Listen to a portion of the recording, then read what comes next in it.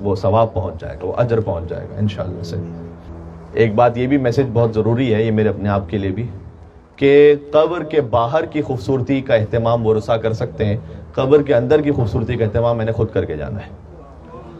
تو قبر کے باہر تو وہ اچھی طریقے سے پکا بھی کر دیں گے اور اچھی طریقے سے اس کا اہتمام کریں گے۔ ظاہر ہے کہ جو بھی ورثہ ہوتے ہیں وہ چاہتے ہیں کہ اچھی سے اچھی قبر کا ایک نشان باقی رہے، لیکن جو قبر کے اندر کی خوبصورتی ہے وہ ہم نے خود کر کے جانی ہے۔ اور اسی میں سے ایک یہ بھی ہے کہ اپنے بچوں کو یہ تربیت دے کے جائیں کہ بعد میں وہ ایصال ثواب کرتے رہیں انشاءاللہ۔ تو عید کے موقع پر اس سے بہتر تحفہ کیا ہو سکتا ہے آپ کی جانب سے کہ آپ اگر کچھ آنسو بہائیں اور اس کو ہدیہ کر دیں مرحومین کی خدمت میں۔ آیت اللہ نجفی یزدی کا بظاہر واقعہ ہے کہ وہ ہر نماز کے بعد کچھ ذکر مصیبت پڑھتے تھے مصلی ہی پر اور اپنی مرحومہ ماں کو ہدیہ کرتے تھے۔ تو ایک دن یہ کام ان کے دل میں خیال آیا کہ میں چند ہی لمحوں کے لیے ذکر مصیبت کر کے ثواب ہدیہ کرتا ہوں تو پتہ نہیں ان تک پہنچ رہا ہے یا نہیں پہنچ رہا، میرا کام فائدہ مند ہے یا عبث ہے۔ تو پھر اس پہ انہوں نے تھوڑا سا کوتاہی کر لی، تو پھر وہ کام نہیں ہدیہ نہیں کیا ثواب۔ تو کہتے ہیں کہ شب جمعہ مرحومہ ماں کو عالم خواب میں دیکھا اور انہوں نے پوچھا کہ اے میرے لال تم نے مجھے ثواب ہدیہ کرنا کیوں چھوڑ دیا؟ کہتے ہیں کہ میں نے ان سے کہا کہ میں یہ یقین نہیں رکھتا تھا کہ یہ کوئی اجر پہنچ رہا ہے اب تک یا نہیں اجر پہنچ رہا ہے اب تک یا نہیں پہنچ رہا۔ تو انہوں نے بیان کیا کہ اے میرے لال جب تم مجھے حسین کے مصائب پڑھ کر ثواب ہدیہ کرتے تھے تو فرشتہ روزانہ ایک نور کا طبق لے کر میرے پاس آتا تھا اور کہتا تھا کہ یہ وہ ہدیہ ہے جو تمہارے بیٹے نے تمہیں دنیا سے بھیجوایا ہے۔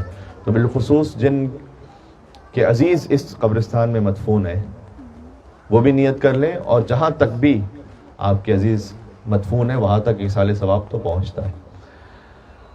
امام موسیٰ کاظم علیہ السلام نے فرمایا ہے کہ اگر تم ہم اہل بیت کی زیارت پر آنے کی قدرت نہ رکھتے ہو تو ہمارے صالح ماننے والوں کی قبروں پہ جاؤ۔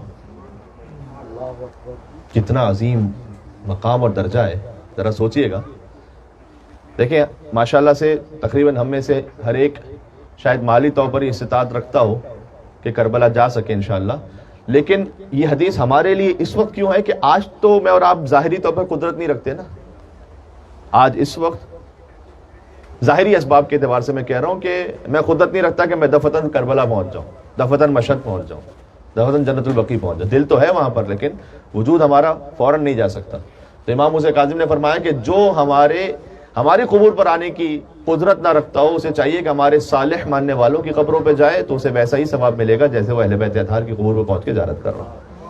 اور آگے یہ بھی فرمایا کہ جو ہم سے نیکی کرنے پر قدرت نہ رکھتا اسے چاہیے کہ ہمارے صالح ماننے والوں کے ساتھ نیکی کرے، یعنی اگر تم نے ان کے ساتھ نیکی کی تو ایسا ہے کہ جیسے ہم اہل بیت کے ساتھ نیکی کی۔ سبحان اللہ، کیا کہنا۔ تو یہ انشاءاللہ پیغام اور میسج پہنچ گیا۔ یہ سب کچھ ہے نفس کی طہارت سے، مجلس قبول ہے نفس کی طہارت سے، نماز قبول ہے نفس کے تزکیے سے، عبادت قبول ہے، صدقہ قبول ہے، فطرہ قبول ہے نفس کے تزکیے سے۔ نفس کا تزکیہ نہیں تو کچھ بھی قبول نہیں۔ انما یتقبل اللہ من المتقین۔ عزیزوں بات ختم ہو گئی۔ نفس کا تزکیہ حاصل کرنے کے لیے اہم ترین وسیلہ ہے آنسو بہانا، کلینزنگ ہو جاتی ہے۔ اور آنسوؤں کے لیے آسان ترین جو وسیلہ اور ذریعہ اور اہم ترین وسیلہ میں فراہم کیا گیا وہ یا حسین ہے۔ لا یذکرنی مؤمن الا بکا۔ امام نے فرمایا، خود امام حسین کا کلام ہے یہ، کہ کوئی مومن ایسا نہیں کہ جس کے سامنے میرا ذکر ہو الا بکا، مگر یہ کہ وہ روئے گا۔ اللہ اکبر۔